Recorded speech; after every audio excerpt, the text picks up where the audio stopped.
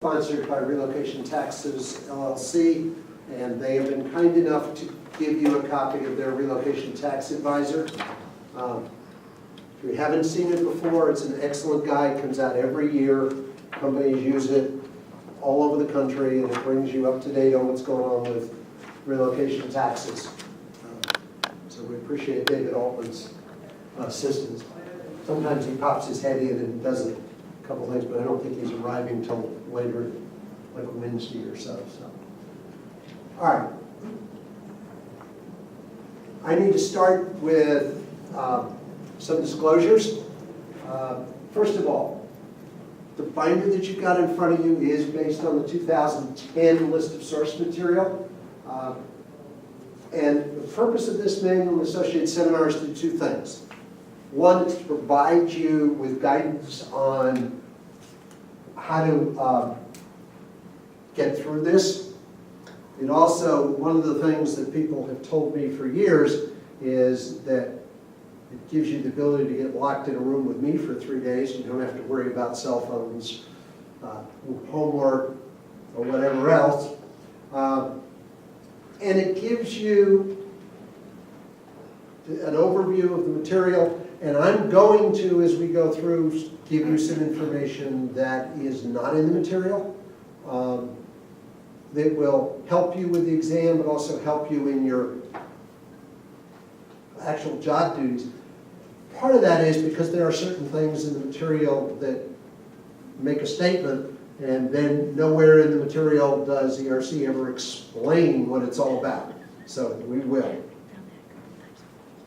I also need to tell you that other than the exam that I took in 1990, I have never seen the exam since, nor do I even try.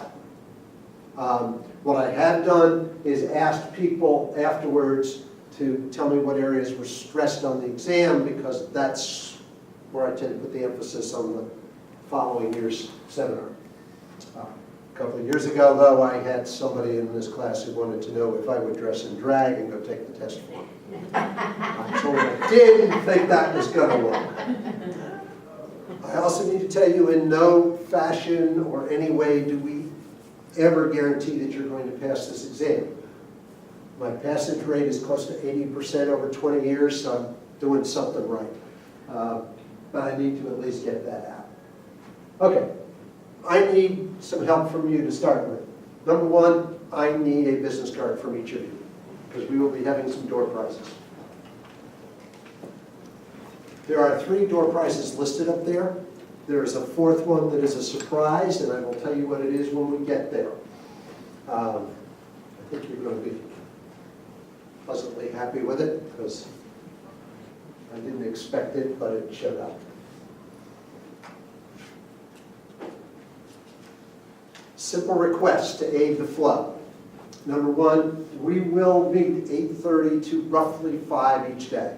I say roughly because depending on the way the class goes, it may be earlier that we find it's a best spot to stop.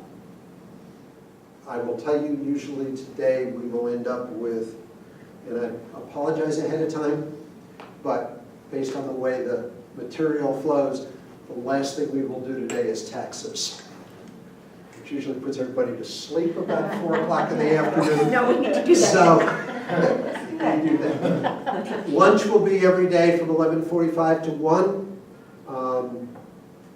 And you will have probably a 10-15-minute break, once in the morning, once in the afternoon. I ask you to try to keep conversation at a minimum.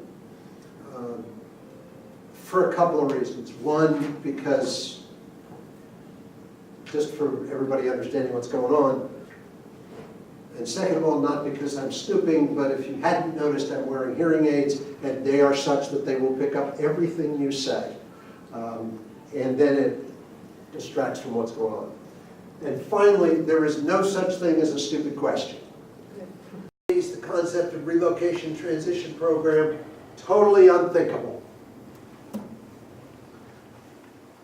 I will tell you that this profile is virtually unchanged in almost the entire history of the industry. The typical transferee is male, in his late 30s, and married with children.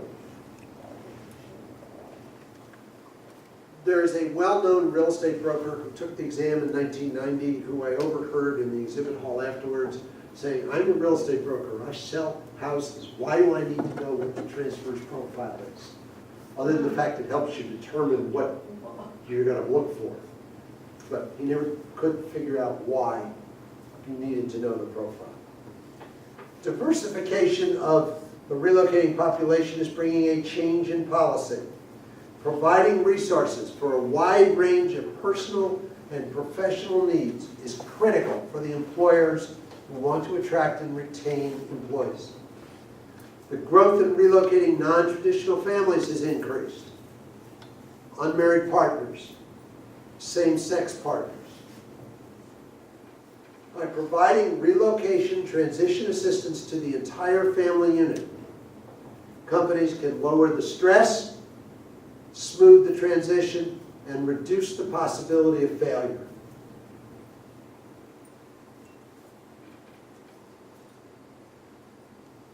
Here's a little formula for you to stick in the back of your heads.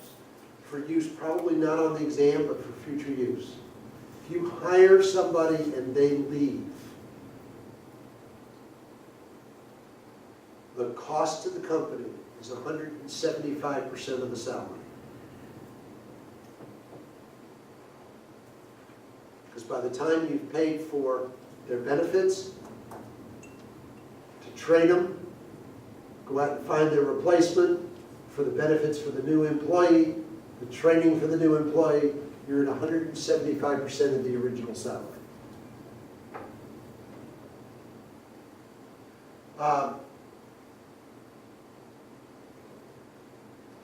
Employee, spouse, partner, and family services. What is it? It typically involves identifying and replacing critical services and recreational services that the employees and their families need to reestablish their life in the new location. These transition services may include research necessities, such as utility service providers. What do you need to do to get your driver's license? Customized school information, child care resources, summer camps, special activities, job search assistance. With increase in longevity, an increased number of transferees need assistance for aging family members. Today's transferees express a common need for information regarding elder care, assisted living facilities, transportation services, nursing home care. I don't know how many of you are in that position or have been in that position, but trying to find a suitable nursing home for a relative is a nightmare. When we were looking for one for my mother-in-law, we saw some absolute dives that I wouldn't put the worst enemy in. So it becomes a real necessity. To ensure that each relocating employee makes full use of the benefits provided, many companies provide proactive relocation transition services. Corporations that wait until the employee asks for them may not see a high volume of usage. There is a belief, even in this day, by some corporate executives that if they ask for this kind of assistance, it proves to the company that they're not as strong an executive as they should be. Say that again.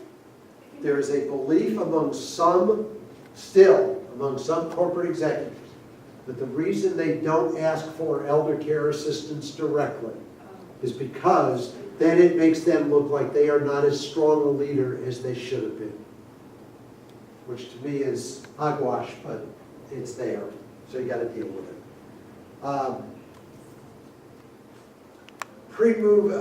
In order to benefit both the employee and the corporate